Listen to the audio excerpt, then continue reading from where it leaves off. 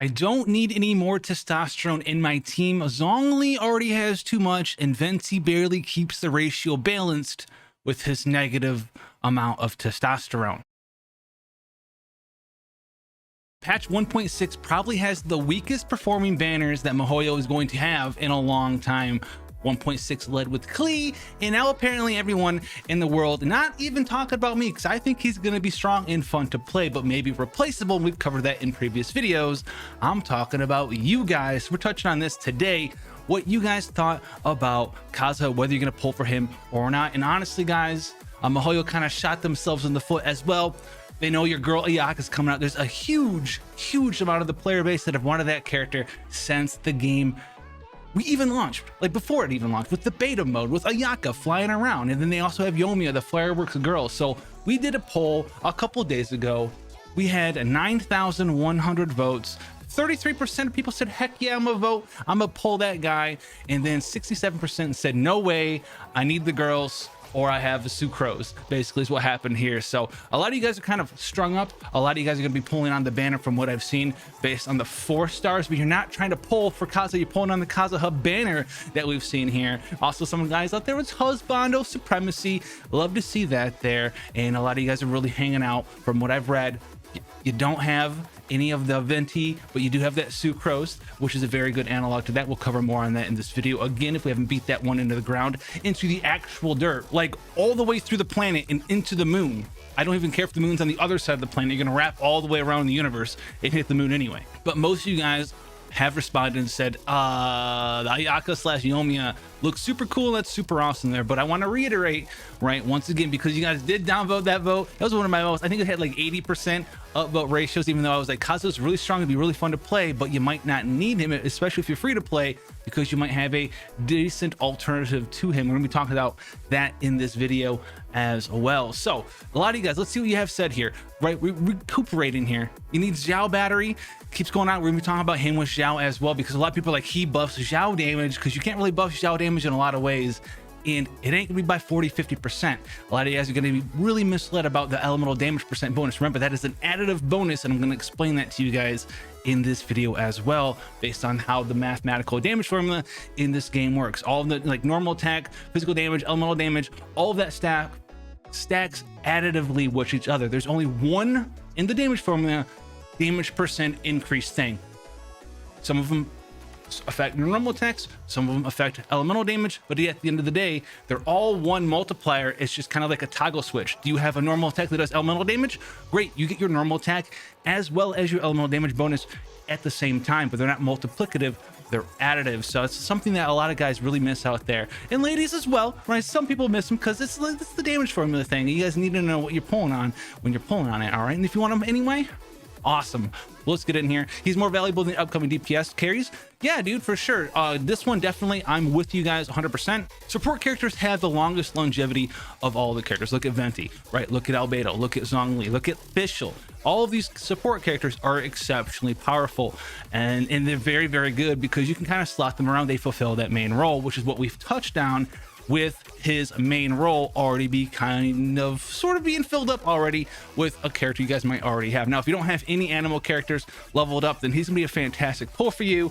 But remember, Sucrose is out there, and they don't do the exact same thing. He buffs elemental damage, which is actually a little bit worse than you guys think, whereas Sucrose buffs elemental reaction damage, which is actually amazing, especially if you're a melt or vaporize sort of character, because the melt and vaporize, that is a multiplicative damage increase. So you're additively increasing your melt and vaporize multiplier, but then that multiplier is multiplicative with the damage you do. So if you crit for 200k and you have 100% bonus damage in this analogy for melt / vaporize damage increase there, you're gonna be doing a lot of damage. If you're doubling your damage because your melt's so high, your 200k actually gets doubled. It's not like plus 200% damage times 2 is what it is at 100%. So you're gonna be doing 400k. That is why melt and vaporize are the best reactions in the game, because they take what you're looking at for your damage before that melt / vaporize procs hit for 100k.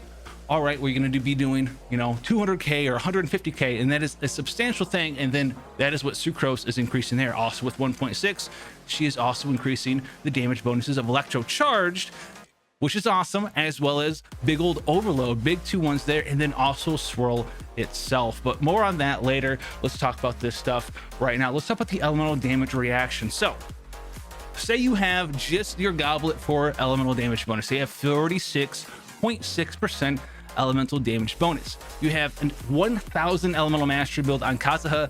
He's going to give you 40% increased elemental damage. Does this mean that you're doing 40% more damage? No. Super easy way to calculate this. Say before you factor in your elemental damage, you were to hit somebody for 100 damage. Okay, if you increase that by 46.6, you'll do 146 damage. If you have the 40% damage increase from Kazuha, you would do 186.6% damage. What is the difference between those two numbers? That's your actual damage increase, and that is 27.2% increased damage. So he's not increasing your damage by 40%, he's increasing it by 27.2, which is a pretty good number. But that is the best case scenario for Kazuha because you don't have any other forms of damage increase. Let's say you have something else that increases your damage for your element by 50%. So you have 46.6% from a goblet, maybe you have a 15% from, say, a witch's set, or say you were using serpent spine, something like that, where you're doing elemental damage, and now you have 50% additional. So now you have 96.6 elemental damage before Kazuha. Then he has another 40%. Well, if you're gonna do 100% damage raw, it means you do 100. You get your 96.6% mod in there, you do 196.6. You add big old Kazuha in there, and the damage increase there is only 20% damage. And this is where you kind of see his weakness. You're building a character 1000 elemental mastery for a 20% increase in damage. And this is really where the Xiao thing, if you're getting him for Xiao specifically, it really hams it up, because Xiao is wearing that Anemo goblet. Xiao also boosts his damage during his elemental burst by a large amount. So with his goblet plus his elemental burst up, he's boosting his own at level 10 elemental burst damage by 141.8% damage without Kazuha. With Kazuha, you're going up to 181.8%. The difference in damage there is only 16.5% damage. Is that a decent amount of damage increase? Yes. Is 16.5% damage increase going to make or break what you're doing in Genshin Impact, make you start one-shotting all the Abyss 12 floors, greatest thing in the world, 50% damage increase? No, it's 16% damage increase. That's just math, just raw math, and that's how it works in Genshin Impact. So that's something you guys really need to realize, what he's actually doing for your team in Genshin. He's not going to be increasing your team's elemental damage by 40-50%. Best case scenario, guys, you get him to 1000 EM build, you're looking at a 27.2% damage increase to your elemental attacks. Now I hear you guys out there as well, I'm not going to build him elemental mastery, I'm going to build him for damage, bro. He's got some nice multipliers, it's all cool and stuff. Here's the thing, he already scales super well off EM because he's Anemo character. One of the best builds for Venti in the game right now for AoE damage, even though Venti has really good multipliers, is an elemental mastery build. Venti doesn't scale up elemental mastery at all, and Venti was known as the Anemo support character who could do a lot of damage. 1.6 comes out, and for AoE, one of his best builds, just stacking a bunch of elemental mastery, maybe get a little bit of crit if you can on top of that. And Venti doesn't scale with EM at all, and that's his best build as a sub DPS. This character's the same way. He's got nice mods, but also he's going to lose all of his supportive aspects. That 27.2% damage increase for the rest of your team, all of his supportive aspects, to just do a little bit more damage with his E and his normal attacks. Can you build him that way? Sure. Is he worth pulling that way?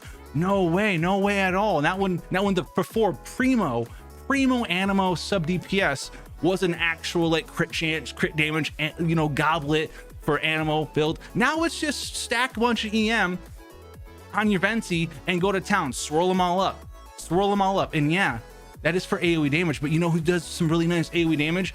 Kazuha. Sucks people up, jumps in, sucks them up again, uses elemental burst, proc, swirl everywhere. Yeah, EM is definitely the way you want to go with this character. I've been preaching that forever. If you guys want to build them, crit chance, crit damage, physical, whatever, go out there, have fun. This is for people who are really trying to get in there and get the most for their primo gems. That's what I'm talking about. And did I say that he's going to be good? Yes. Is he going to be fun? Yes. But if you have another alternative to Kazuha with either Sucrose or Venti, you don't really need to go out on that life and limb and take all your primo gems and pull for him as well. You could save them for some other support in the future. You don't even need to pull for Yomi. You don't need to pull for a Yaka. You could save them for another support, maybe like Ball in the future, who's also supposed to be a very nice support. And I think Ball is going to be a very sort of new type of support as well, but that's something else that we can cover in a future video. But based on what I saw you guys say, you guys want more male characters in Genshin. I can't agree more, dude. Zhongli is, he's so fine, he's so fantastic, he's so cool, and he's just so good, especially after that buff there. But are you hamstringing yourself if you're pulling for Kazuha? I don't think so. Nah, not really. You can't really hamstring yourself that much, especially if you need like another animal support. Maybe you want to run 2 elemental teams in the Spiral Abyss, Venti in one, or Sucrose in one, and then Kazuha in the other. You don't have Venti, go for that there. But if you have Venti and you have Sucrose already, you don't really need to do it. But if you want to do it anyway, man, it's your account. Do whatever it is that you want. Do whatever makes you feel right. But I would say that you don't need it. It's an unnecessary thing, and save your primo gems and get something later in the future. Like we say on the channel, pull for what you enjoy and pull for what you find cool and make it work, which is one side of the story. The other side of the story is what is valuable to me as a free-to-play player, or as a dolphin, or as a minnow, or as a plankton, whatever it is that you want to be out there. Does anyone want to be a plankton though? I mean, I'd be an orca, because orcas are like kind of really scary actually. But with that being said, guys, thanks for joining here. I mean, a lot of people are very upset over this character, or they're not really thrilled about Kazuha, and you know, I can see that. I can see that. He does look really cool though. He's got like a sword made out of wind energy, which is dope enough already. But I think Mihoyo really kind of did him and the 1.6 banners kind of dirty. I hope they realize that, because like Cleo's just kind of old and like she's very clunky and stuff, and then Kazuha's like, okay, yeah, I could use him, or I could like use Sucrose, or if they had reran Venti a couple patches before this in 1.4 with Wind Balloon Ode, and he also like was super awesome. They already reran 2 of the best supports in the game with Venti and Zhongli for 5-star characters. And you know, if you have access to those guys already, do you need this support in particular? No.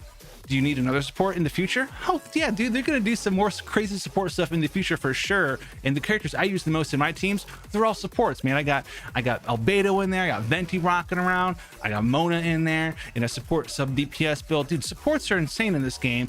You just need like maybe 1 DPS, 2 DPS, and you're golden for forever as long as you have a team built around them. So if you guys want to see more Genshin stuff, come on back, subscribe to the channel, of course, leave your opinion down below, although you guys already kind of left your opinions here, and I'll see you guys in the next one.